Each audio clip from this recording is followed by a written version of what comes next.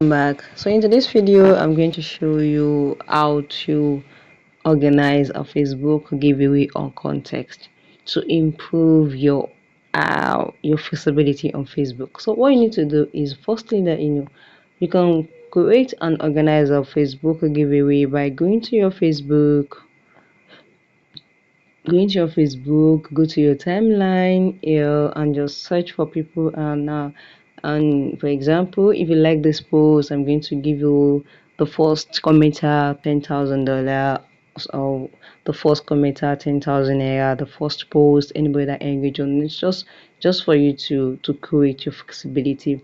But what you need to know is that there are do's and don'ts on your contest on Facebook giveaway contest. So what you need to do for you to know the do's and don'ts is you need to go to your Chrome browser and go and search on Facebook the do's and don'ts of giveaway contest. So I've already searched it for you. What you need to do is just come here, how to create Facebook contest.